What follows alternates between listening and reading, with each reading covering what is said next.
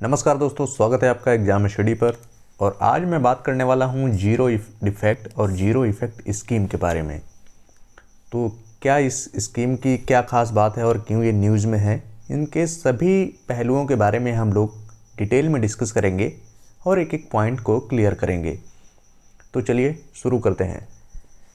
सबसे पहले हम लोग बात करते हैं कि ये न्यूज़ में क्यों थी और चर्चा में क्यों है, इसका क्या रीज़न है। तो अभी रिसेंटली जो डेटा आया है उसके हिसाब से जो एमएसएमई सेक्टर है, यानी कि उसमें 23,948 micro small and medium size जो इंटरप्राइजेज हैं, जिसको हम लोग एमएसएमई बोलते हैं, और इसका कंट्री में एक इम्पॉर्टेंट रोल है। ठीक है, तो उन्होंने क्या जीरो डिफेक्ट और जीरो इफ़ेक्ट स्कीम के तहत इन्होंने रजिस्टर्ड किया है और जो भी इनके प्रिंसिपल हैं उन सभी को इन्होंने अडॉप्ट किया है। तो इस वजह से ये न्यूज़ में था। और आप जानते हैं कि जो एमएसएमई सेक्टर है वो काफ़ी क्रूशियल रोल प्ले करता है हमारी जो भी इंपोर्ट और एक्सपोर्ट होता है। ठीक है, तो आप जानते हैं कि जो जेडईडी क्या है। जेडईडी अभी मैंने आपको बताया कि zero defect and zero effect. ठीक है, जीरो डिफेक्ट और जीरो इफ़ेक्ट ये स्कीम है। तो जेडईडी के तहत ये स्कीम लॉन्च की गई थी 2016 में एमएसएमई मिनिस्टर के अंतर्गत। ठीक है, एमएसएमई मिनिस्ट्री ने इसको 2016 में लॉन्च किया था और ये एक इंटीग्रेटेड और कम्प्रिहेंसिव एक व्यापक पैमाने पर सर्टिफिकेशन सिस्टम प्रोवाइड कराती है, जिसके तहत ये जो भी प्रोडक्टिविटी होती है उनके प्रति जिम्मेदारी, साथ ही उसकी क्वालिटी, गुणवत्ता और पॉल्यूशन को कम करने के लिए काम करती है कि पॉल्यूशन ज़्यादा ना हो। उसकी कमी के लिए हम लोग कौन कौन से कदम उठा सकते हैं, साथ ही उसकी गुणवत्ता कैसी होनी चाहिए, इन सभी के प्रति ये जवाबदेही रखती है।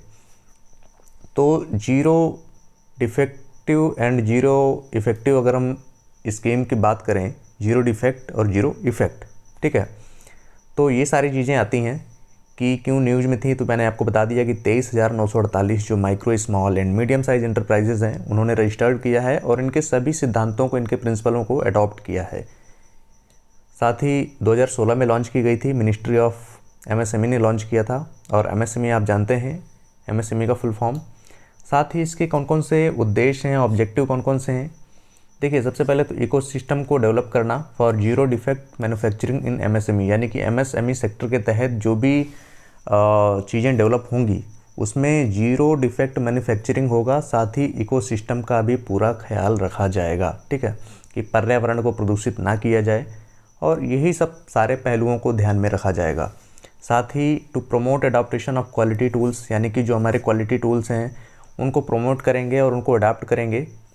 साथ ही system and energy efficient manufacturing, जो भी चीज़ें हैं यानी कि एनर्जी है और मैन्युफैक्चरिंग में एफिशिएंसी आनी चाहिए, ये सारी चीज़ें इस स्कीम का मेन क्या है, मकसद है। एमएसएमई इंडिया में सारी चीज़ें ये लागू होनी चाहिए। साथ ही मैं आपको बता दूं, जो 40% एमएसएमई सेक्टर का ये कंट्रीब्यूट करते हैं, यानी कि जो इंडिया का टोटल एक्सपोर्ट होता है उसमें से 40% एमएसएमई कंट्रीब्यूट करता है, 40%। ठीक है, और जो भी इंडिया का जो मैन्युफैक्चरिंग आउटपुट है वो 45% कंट्रीब्यूट करता है एमएसएमई। तो एक काफ़ी बड़ा रोल है इसका। और साथ ही अगर मैं आपको जीरो इफ़ेक्ट की अगर बात करूं, जीरो इफ़ेक्ट के तहत जो हमारा एयर पॉल्यूशन है, एयर पॉल्यूशन को जीरो करना है।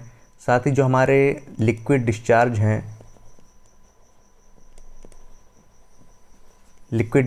को, साथ ही जो हमारे सॉलिड वेस्ट होते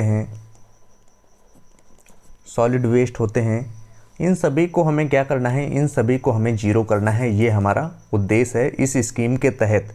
साथ ही जो हमारा zero wastage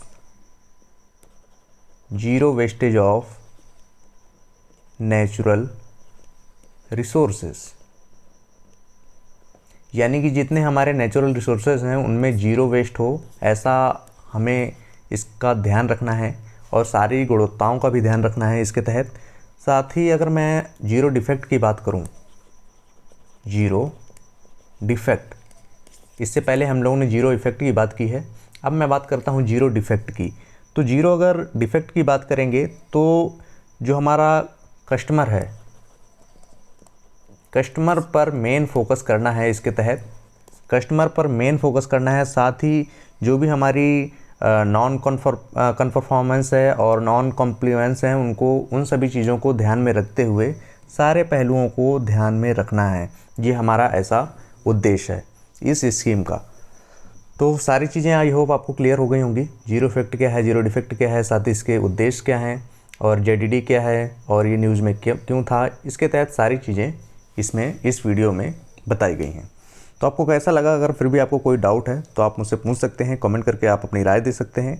okay, thank you all. मिलते हैं जल्दी दूसरे वीडियो में, तब तक के लिए थैंक यू।